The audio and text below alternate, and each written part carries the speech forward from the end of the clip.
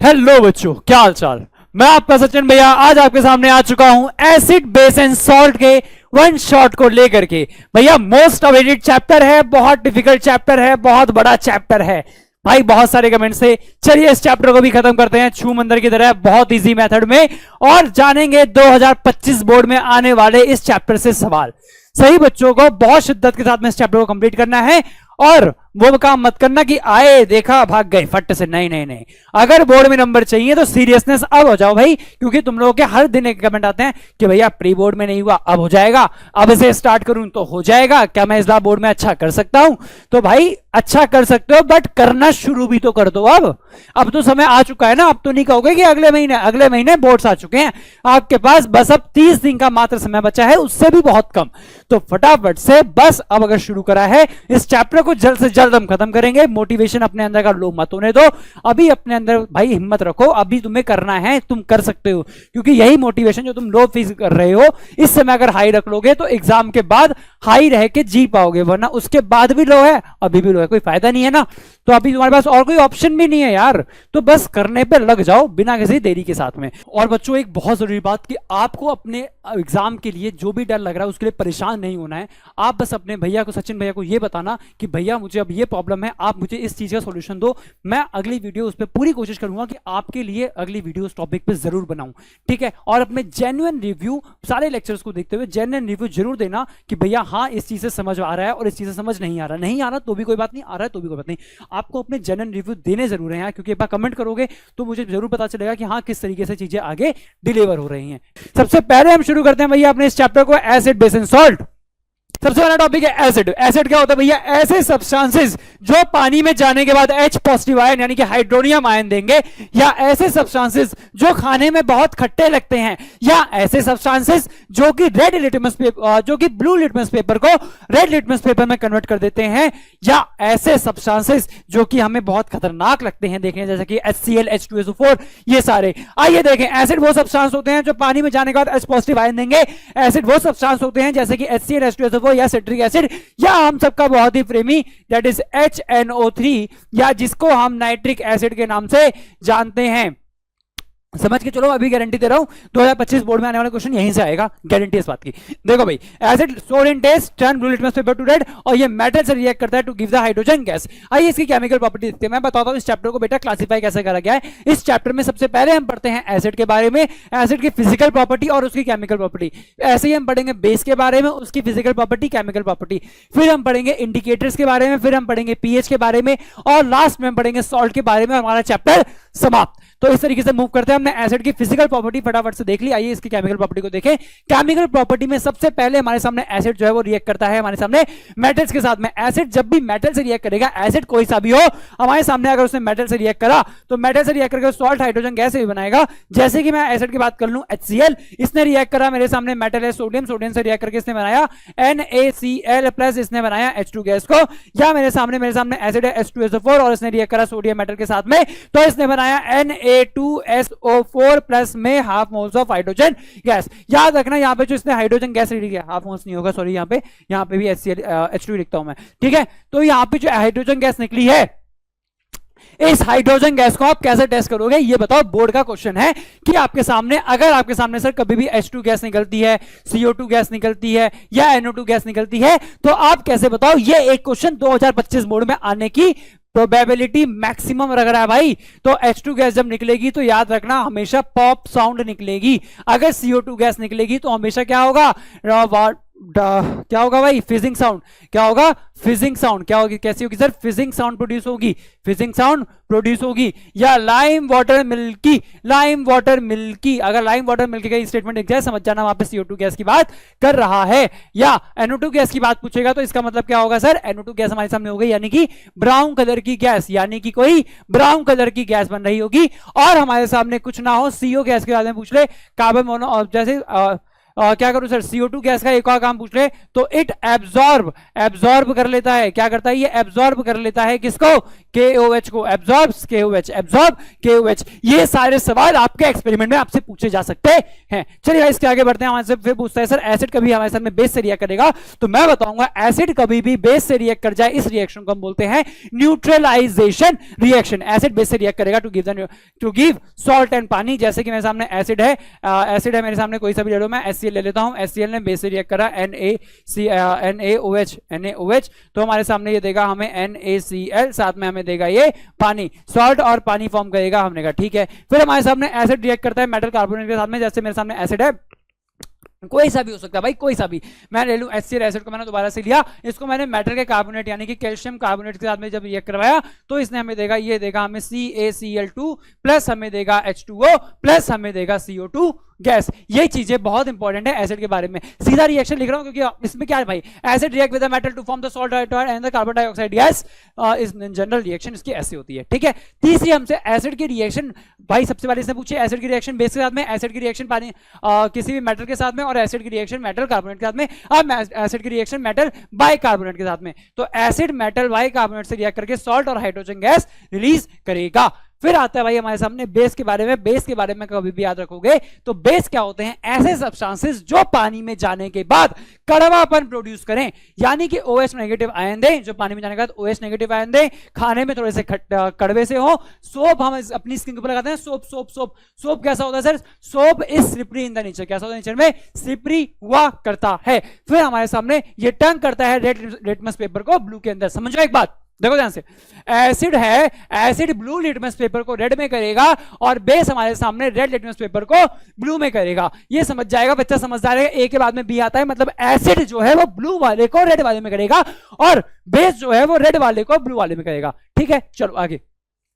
Acid react करता है पानी के साथ में, एसिड रिएक्ट करता है बेस के साथ में to form the salt and water. ठीक है भाई, चलो अच्छे बेस के एसिड के एग्जांपल NaOH हो सकता है, KOH हो सकता है, या अमोनियम हाइड्रोक्साइड NH4OH। किसी के पीछे अगर OH लग जाएगा तो वो बेस में कन्वर्ट हो जाता है। अब बढ़ते हैं भाई केमिकल प्रॉपर्टी ऑफ बेस के बारे में। केमिकल प्रॉपर्टी ऑफ बेस में सबसे पहला, अगर हमारे सामने कोई बेस कभी किसी एसिड से रिएक्ट कर दे बनाएगा सॉल्ट साथ में पानी। फिर हमारे सामने कोई बेस कभी मेटल से रिएक्ट कर दे तो बेस मेटल से रिएक्ट करके बनाएगा सॉल्ट और हाइड्रोजन गैस, सॉल्ट और हाइड्रोजन गैस। याद रखना, बहुत बहुत बहुत बहुत इंपॉर्टेंट है। यह आपके 2025 बोर्ड का क्वेश्चन भी है, सही बताऊं तो 2024 बोर्ड में आया हुआ है। देखो कैसे कि हमारे सामने सर कोई भी बेस है NaOH ने हमारे सामने किसी मेटल से रिएक्ट करा तो इसने बनाया Na2ZNO2, साथ में इसने रिलीज करी हाइड्रोजन गैस। याद रखना, ये भैया का एग्जाम का आया हुआ क्वेश्चन भी भैया, इसका नाम होता है सोडियम जिंकेट। इस कंपाउंड का नाम क्या है, इस कंपाउंड का नाम है भैया सोडियम जिंकेट। इस कंपाउंड का नाम है सोडियम जिंकेट। आइए इसके आगे देखते हैं। फिर हमसे पूछता है भाई रिएक्शन ऑफ द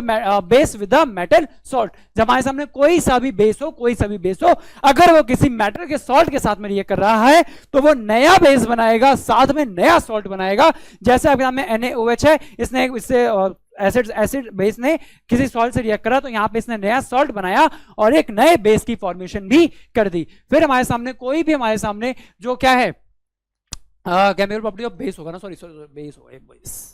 ठीक है, फिर हमारे सामने बेस ने रिएक्शन करी किसके साथ में से, नॉन मेटल के साथ में, नॉन मेटल के ऑक्साइड के साथ में। सबको पता है कि हमारे सामने जो मेटल्स होते हैं, जो हमारे सामने मेटल की ऑक्साइड होती है, ये एग्जाम में क्वेश्चन आएगा भाई, मेटल की ऑक्साइड हमारे सामने कैसी होती है नेचर में, मेटल की ऑक्साइड हमारे सामने नेचर में बेसिक होती है।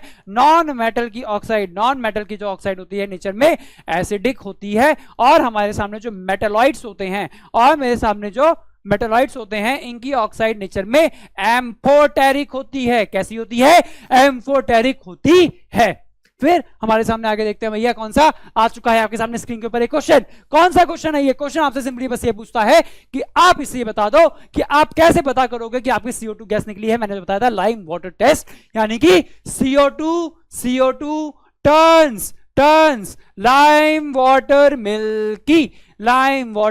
मिल्की। ये क्या करता है भाई, लाइम वाटर को मिल्की टर्न कर देता है। जैसे कि आपके सामने CO2 गैस जब भी आपके सामने CaOH whole twice lime water के साथ में मिलेगा तो ये बनाएगा CaCO CO3, और जब CaCO3 वहां पर एक्सेस ऑफ CO2 डाल दोगे तो ये बनाएगा CaHCO3 होल ट्वाइस। याद रखना ये एक व्हाइट कलर की पीपीटी होती है और ये जो उसका होता है कलरलेस सॉल्यूशन होता है। आइए इसका आंसर देखते हैं। तो भैया जब भी आप करेंगे आपके सामने बबल्स फॉर्म होंगे इसकी वजह से, और इसकी ऑब्जर्वेशन आपको बताती है कि CO2 gas is pass to the lime water turns milky, it is due to the formation of the calcium carbonate which is white in the colour.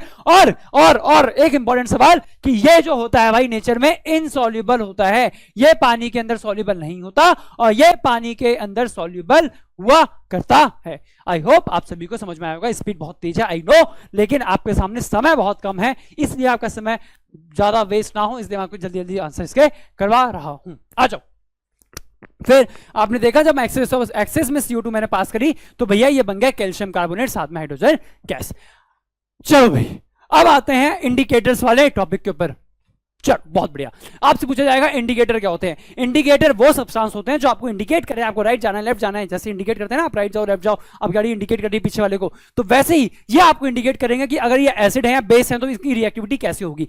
Acid हमारे सामने जब भी किसी इंडिकेटर से प्रेजेंस में आएंगे तो अलग तरीके से बिहेव करेंगे, बेस के प्रेजेंस में आएंगे तो अलग तरीके से बिहेव करेंगे। बेस मतलब इंडिकेटर जब बेस से रिएक्ट करेगा तो अलग तरीके से करेगा और एसिड से करेगा तो अलग तरीके से करेगा। ये अपने या तो कलर को चेंज कर लेंगे या तो अपनी स्मेल को चेंज कर लेंगे। हमारे सामने तीन टाइप के इंडिकेटर बहुत ही नेचर में फेमस हुए हैं। सबसे पहला है हमारा नेचुरल, फिर आता है हमारे सामने हमारा सिंथेटिक इंडिकेटर और फिर आता है हमारा all factory indicator. Synthetic indicator वो होता है जो हमें अपने नेचुरल सोर्सेज से मिलता है और हमारे सामने दूसरा सिंथेटिक इंडिकेटर वो होता है जो हमें फैक्ट्रीज के अंदर मिलता है। नेचुरल इंडिकेटर्स वो होता है जो हमें नेचुरल सोर्सेज से मिलता है और ऑल फैक्ट्री इंडिकेटर वो होता है जो हमें ऑल्फैक्शन यानी कि स्मेल जिसको हम स्मेल करके भी बता सके। सबसे पहले आता है हमारे सामने नेचुरल इंडिकेटर, हमें कहां से मिला है, जिसके एग्जांपल में आता है हमारा lichen that is litmus paper, जो कि हमें किससे मिलता है भाई, लाइकन्स के थ्रू मिलता है। लाइकन्स हमारे सामने ऐसे माइक्रोस्कोपिक ऑर्गेनिज्म होते हैं जो कि पहाड़ों के रीजन में या ऐसी जगह पे जहां पे गंदगी बहुत कम पाई जाती है, काई बेसिकली वहां मिलती है। ठीक है, एसिड रंग करता है लिटमस को रेड में, बेस रंग करता है लिटमस को ब्लू में।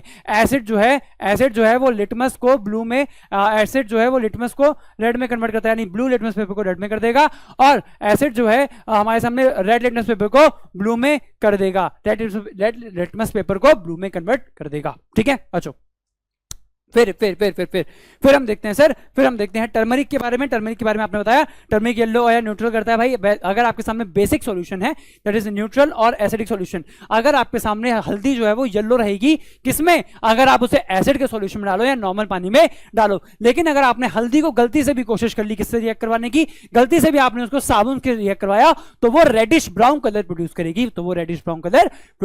करेगी। और हमारे सामने तीसरा होता है हमारा China rose that is hibiscus, वो भी आपके सामने एक नेचुरल इंडिकेटर हुआ करता है। लास्ट में आपको इंडिकेटर पढ़ेंगे सिंथेटिक इंडिकेटर, जो कि आपके एग्जाम में आने की मैक्सिमम प्रोबेबिलिटी रखते हैं, 2025 में इसका क्वेश्चन आ सकता है कि हमारे सामने बताइए सिंथेटिक इंडिकेटर कौन से हैं। तो दो सिंथेटिक इंडिकेटर फिनोप्थलीन और मिथाइल ऑरेंज। फिनोप्थलीन क्या होता है भाई, डार्क पिंक कलर का होता है या पर्पल कलर का कंपाउंड होता है। बेसिकली ये क्या होता है, पर्पल कलर का होता है और एसिड की प्रेजेंस में ये कलरलेस हो जाता है और बेस की प्रेजेंस में ये light pink baby pink colour का हो जाता है। ठीक है, वैसे ये एकदम वॉयलेट होता है, लेकिन जब ये बेस से रिएक्ट करेगा तो बेबी पिंक कलर का हो जाएगा और एसिड से रिएक्ट करने पे ये कलरलेस हो जाएगा। फिर हमारे सामने जो मिथाइल ऑरेंज होता है ये एसिड से रिएक्ट करता है, एसिड से रिएक्ट करके रेड कलर प्रोड्यूस करेगा और बेस से रिएक्ट करके ये येलो कलर भी प्रोड्यूस कर देगा। ठीक है भाई, चलो इसके बाद ऑल्फैक्टरी इंडिकेटर जो कि स्मेल करने के काम में आते हैं। वेनिला एसेंस और अनियन इसके बहुत कॉमन एग्जांपल हैं। ये बेसिकली वो लोग यूज करते हैं जो कलर में चेंज को ऑब्जर्व नहीं कर पाते। तो इंडिकेटर्स की डेफिनेशन क्लियर हो गई भाई, वैसे सब्सटेंसेस जो अपने कलर को चेंज कर लेते हैं जब भी वो एसिड या बेस की प्रेजेंस में आएंगे। ठीक है, और इसके तीन टाइप होते हैं, और नेचुरल, सिंथेटिक या ऑल्फैक्टरी। चलो भाई, इसके बाद हम बात करते हैं बच्चों किसके बारे में, इंडिकेटर के यूज के बारे में। ये पीएच फाइंड करने में हेल्प करते हैं, आइडेंटिफाई करते हैं सब्सटेंस एसिडिक, बेसिक या न्यूट्रल कौन सा है, और टाइट्रेशन में भी इसका यूज होता है। एसिड बेस टाइट्रेशन जो कि हम बड़ी क्लासेस में अपनी स्टडी करेंगे। एसिड बेस टाइट्रेशन में क्या होता है, एक एसिड होता है एक बेस होता है, उनकी आपस में रिएक्शन हो रही होती है। हम एक कुछ फाइंड करेंगे किस पॉइंट पे दोनों की कंसंट्रेशन आपस में बराबर हुई है कुछ, लेकिन हायर क्लासेस का है, आपको इसके ध्यान नहीं रखना है, इसके परेशान मत हो। ठीक है, बस एक एप्लीकेशन के तौर पे देख लो। ये आपके सामने जो है फिनोप्थलीन है, इस आपको दिख रहा है पर्पल कलर का है। ये ऐसे थोड़ा सा कलरलेस हो जाता है जब भी ये किससे रिएक्ट करता है सर, जब भी ये एसिड से रिएक्ट करेगा, बेस से रिएक्ट करने पे ये पिंकिश कलर का हो जाएगा। अब बात करते हैं पीएच के बारे में। पीएच का मतलब होता है भाई पावर ऑफ हाइड्रोजन। पीएच का मतलब क्या होता है normally, power of hydrogen. Power of hydrogen हमें बस ये बता रहा है कि भैया आपके सामने देखो पूरा स्केल है ये, जहां पे आप 1 से स्टार्ट करते हो अपनी टेबल को और 1 से स्टार्ट करके आप 14 तक पहुंच जाते हो। ठीक है, अब आप देख सकते हो कि आपके सामने पर्टिकुलर रेंज है कि अगर 0 से 3 के बीच में है, 4 से 6 के बीच में है, 7 पॉइंट पे आपका न्यूट्रल है, 8 से 10 और 11 से 14। ये आपके सामने पूरी रेंज आ रही है कि आपका एसिडिक है, स्ट्रांगली एसिडिक है, वीकली एसिडिक है, न्यूट्रल है, स्ट्रांगली बेसिक है या वीकली बेसिक है। तो इस पर्टिकुलर केस में आपके यहाँ पे hydrochloric acid, sulphuric acid strong acid होते हैं, विनेगर और लेमन जूस आपके सामने वीक होते हैं। लेकिन आप वहां पे बात करो प्योर वाटर न्यूट्रल है, बेकिंग सोडा या सोपी वाटर आपके सामने जो है वो थोड़ा सा वीक बेसिक है, लेकिन सोडियम हाइड्रोक्साइड और ब्लीच आपके सामने स्ट्रांगली बेसिक हुआ करते हैं। फिर आप बात करते हैं अपने पीएच की कुछ importance in the daily life. तो आप वो देख सकते हैं कि भाई आपका पीएच सेंसिटिव, हम पीएच से बहुत ज्यादा सेंसिटिव है, मतलब कि अगर बहुत ज्यादा आप एसिडिक चीजों में जो प्लांट, अगर मिट्टी बहुत ज्यादा एसिडिक है, बहुत ज्यादा बेसिक है, तो वहां पे प्लांट ग्रो नहीं कर सकता। हम बेसिकली 7 के आसपास का पीएच सर्वाइव करने में हेल्प करता है, दैट इज 6 पॉइंट समथिंग से लेकर के 7 पॉइंट समथिंग तक का जो पीएच होता है, 6 to 8 के बीच के पीएच के 6 to 8 का जो पीएच होता है, इसी के बीच में हम बेसिकली अपना काम करना प्रेफर करते हैं। ठीक है, अगर मैं ह्यूमन के डाइजेस्टिव सिस्टम की बात करूं तो ह्यूमन के डाइजेस्टिव सिस्टम के अनुसार ह्यूमन का जो पीएच होता है, उसकी स्टमक के अंदर एसिडिक पीएच होता है, उसकी जो लार्ज इंटेस्टाइन, वो स्मॉल इंटेस्टाइन होती है उसके अंदर, हाँ उसके अंदर वहां पे थोड़ा बेसिक पीएच काम करता है, और हमारे माउथ के अंदर भी एसिडिक पीएच ही काम करता है। और अगर मैं अपने माउथ के अंदर के पीएच को एसिडिक नहीं रख पाता, अगर उसको पीएच को एसिडिक पीएच को कम नहीं करता हूं, मतलब बेसिक में नहीं लाता हूं, तो मेरे दांत भी सड़ने के चांसेस होते हैं, मेरे दांत कोरोड होना शुरू हो जाएंगे। इसलिए हम सुबह सुबह उठते क्या करते हैं, टूथ ब्रश करते हैं। क्या हम करते हैं, टूथ ब्रश करते हैं, क्योंकि टूथपेस्ट हमारा बेसिक इन द नेचर होता है। तो हमारे माउथ का पीएच अगर कुछ पर्टिकुलर क्वांटिटी यहां पे दे रखी होती है, उससे कम होगा, दैट इज बिलो 5.5, अगर हमारा पीएच फॉल कर गया यानी और एसिडिक हो गया, तो हमारे दांत कोरोड होना शुरू हो जाएंगे। नेक्स्ट हम बात करते हैं बच्चों यहां पे सॉल्ट के बारे में। किसके बारे में, सॉल्ट के बारे में। सॉल्ट क्या होते हैं, ऐसे कंपाउंड जो कि एसिड और बेस की रिएक्शन से बने हैं, ऐसे कंपाउंड जो कि एसिड और बेस की रिएक्शन से बने हैं। The product of the neutralisation reaction is our salt. Salt में सबसे पहले हमारे सामने आता है, सॉल्ट में सबसे पहले हमारे सामने आता है कॉमन सॉल्ट, जो कि हम यूज करते हैं। कॉमन सॉल्ट का क्या काम है, कॉमन सॉल्ट हमारे सामने बेसिकली हर घर में पाया जाता है, आयनिक कंपाउंड है, सोडियम और क्लोराइड के मिलने से बनता है। और इसको हम जब हम कॉमन सॉल्ट को पानी में मिलाते हैं तो जो सॉल्यूशन बनकर तैयार होता है उसे हम ब्राइन सॉल्यूशन भी कहते हैं। इसमें पर्टिकुलर 3 चीजें बनती हैं जब ब्राइन सॉल्यूशन का हम इलेक्ट्रोलिसिस करते हैं, तो that is sodium hydroxide, hydrogen gas और क्लोरीन गैस। इस पूरे प्रोसेस का नाम होता है भाई क्लोर अल्कली प्रोसेस, क्लोर अल्कली प्रोसेस। तो ये एक मेथड ऑफ प्रिपरेशन भी है कास्टिक सोडा की, NaOH। जब भी कोई हमारे सामने, जब कास्टिक सोडा हमारे सामने हाइड्रोक्लोरिक एसिड से रिएक्ट करेगा, तो वो प्रोड्यूस करेगा हमारे सामने कौन सा, वो हमारे सामने प्रोड्यूस करेगा कॉमन सॉल्ट को। आइए देखें, तो भैया ये कंपाउंड है, ठीक है, बता दिया मैंने, नेचर में पाया जाता है, कॉम्बिनेशन के मेटल या नॉन मेटल का कॉम्बिनेशन है। Chloride gas also known as common salt, ये हमारे सामने हाइड्रोक्लोरिक एसिड है, जब ये करता है सोडियम हाइड्रोक्साइड के साथ में, न्यूट्रल भी होता है नेचर में, तो पीएच वैल्यू जो कॉमन सॉल्ट की अबाउट 7 के आसपास रहती है। तो जो हमारे सामने sodium chloride is used to enhance the taste of the food, और ये बहुत सारे केमिकल के मैन्युफैक्चरिंग में भी यूज होता है। बाकी मैंने आपको बताया जो caustic soda, sodium hydroxide, basically क्या है, इसको हम कास्टिक सोडा भी कहते हैं। और ये हमारे सामने जो ब्राइन सॉल्यूशन है, ब्राइन सॉल्यूशन मतलब क्या, NaCl प्लस में पानी, इसको आप ब्राइन सॉल्यूशन कहते हो। जब आप इसका इलेक्ट्रोलिसिस करोगे तो आपको मिलेगा NaOH, आपको मिलेगा Cl2, आपको मिलेगा H2, ये सारी चीजें आपको मिल रही होंगी, ठीक है। फिर आगे हम बात करते हैं chlorine process. It is an industrial method used to produce the chlorine gas, sodium hydroxide, also known as caustic soda, and hydrogen gas H2 through the electrolysis of the salt. It is usually form of brine के form में होता है, ठीक है। आपने देखा NaCl और पानी है, इसको आपको Cl2 मिलेगा, H2 मिलेगा और NaOH मिलेगा। यूजेस क्या है भाई, इसको UV PVC वगैरह में यूज करते हैं डिसइंफेक्टेंट के तौर पे Cl2 गैस को, और सोडियम हाइड्रोक्साइड को आप सोप मैन्युफैक्चरिंग में यूज करते हैं, पेपर प्रोडक्शन में और वाटर ट्रीटमेंट प्लांट में। हाइड्रोजन गैस को आप फ्यूल के तरह पे और अमोनिया के साथ में फर्टिलाइजर के तौर पे भी यूज करते हैं। मैन्युफैक्चरिंग ऑफ अमोनिया फर्टिलाइजर के तौर पे यूज होता है। तो नाइट्रोजन H2 से रिएक्ट करता है अमोनिया प्रोड्यूस करने के लिए, इसे हम बोल सकते हैं H2 is indirectly involve in the manure बनाने के लिए, यानी अमोनिया बनाने के लिए हम इसको यूज कर सकते हैं। फिर आता है भाई ब्लीचिंग पाउडर। ब्लीचिंग पाउडर बहुत ही सिंपल कंपाउंड है।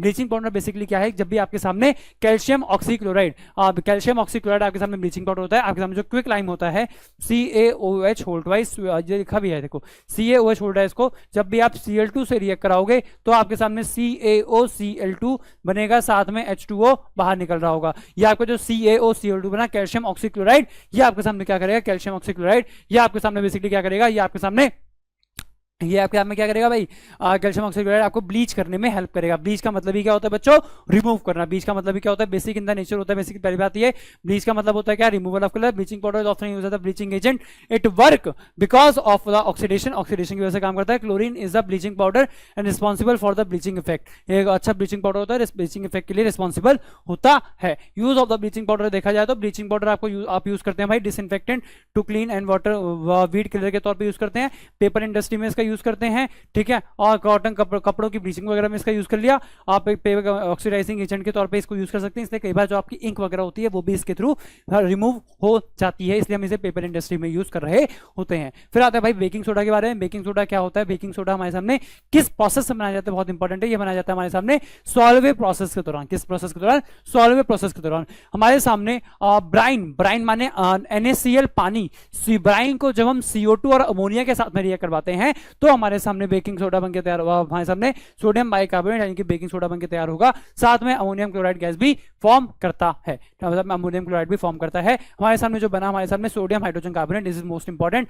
याद रखना बाय प्रोडक्ट है क्लोरोअल्कली प्रोसेस का, जो बाय क्लोरोअल्कली प्रोसेस है उसको हमने रिएक्ट करवाया आगे चल के, ठीक है।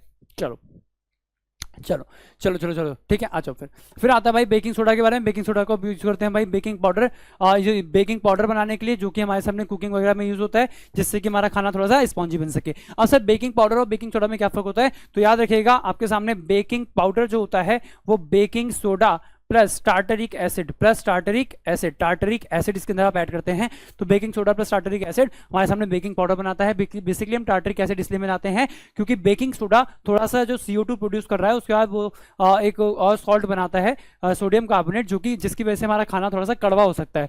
तो वो अगर उसमें टार्टरिक एसिड डाल दिया जाएगा तो वो क्या करेगा, टार्टरिक एसिड डाल दिया जाएगा तो उसमें से कड़वाहट हट जाती है, इसलिए हम इसका यूज करते हैं। और जो हमारे केक में स्पॉन्जी से केक, हमारा जो डो होता है बेसिकली छोले भटूरे का डो हो गया या इडली का डो हो गया, और हमारे सामने केक बनाया जाता है इन सब में, तो स्पॉन्जी बनाने के लिए, किसी भी चीज को स्पॉन्जी बनाने के लिए हम उसके अंदर क्या डालते हैं, बेकिंग सोडा डाल रहे होते हैं। इसको हम एज एंटी एसिड भी यूज कर सकते हैं। यूज है एंटी एसिड।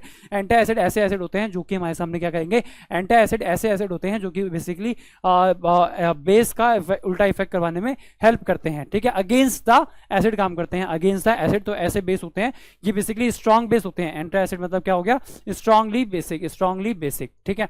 चलो इसके बाद हम बात देखेंगे आगे। यूज होता है ग्रेजनिंग ऑफ द ऑर्नामेंटल, साफ सफाई में इसका यूज होता है। हम देख सकते हैं सोडियम हाइड्रोजन कार्बोनेट को जब हीट करोगे तो CO2 गैस प्रोड्यूस होगी जो कि पफिनेस वगैरह क्रिएट करने में हेल्प करती है। बेकिंग पाउडर क्या होता है भाई, बेसिकली माइल्ड एडिबल एसिड, जिसको हम क्या बोलते हैं, टार्टरिक एसिड। उसके लिए जैसे tartaric acid mix with the baking soda to make the baking powder, ठीक है। चलो अच्छी बात है। फिर हमारे सामने हमने बात करेंगे वॉशिंग सोडा के बारे में। वॉशिंग सोडा क्या होता है भाई, वॉशिंग सोडा आपको सबको पता है सोडियम कार्बोनेट डेकाहाइड्रेटेड Na2CO3.10H2। अब बात आती है भाई 10H2 क्या होता है सर, तो इसको बोलते हैं बेटा वाटर ऑफ क्रिस्टलाइजेशन। क्या बोलते हैं उसे, water of crystallisation. Water of crystallisation आपके एग्जाम में आने की मैक्सिमम से मैक्सिमम क्या 1 मार्क के अंदर आएगा ही आएगा। ये लिख लो यहाँ पे 2025 से बोर्ड के एग्जाम में आपके सामने क्वेश्चन आएगा कि what is water of crystallisation. तो number of water molecules, number of water molecules involved in the one formula unit of the compound. लिखो साथ साथ, number of water molecules involved in the one formula unit of the compound is known as water of crystallisation. यानी कि किसी भी compound का मैंने अगर एक फॉर्मूला लिखा तो उसके अंदर कितने number of water molecules involve हैं। जैसे हमने लिखा Na2CO3, तो इसके अंदर भाई .10H2, यानी इसके अंदर वाटर, इसके एक फॉर्मूला के अंदर कितने, इसके एक फॉर्मूला यूनिट में 10 पानी के मॉलिक्यूल लग रहे हैं, तो 10 is the water of crystallisation here, ठीक है। हम देख सकते हैं sodium carbonate is manufacturing of the thermal decomposition of the sodium hydrogen carbonate to give by the Solvay process. आपके सामने sodium brine that is NaCl पानी, CO2 अमोनिया के साथ में NH4Cl और NaSCO3 बना।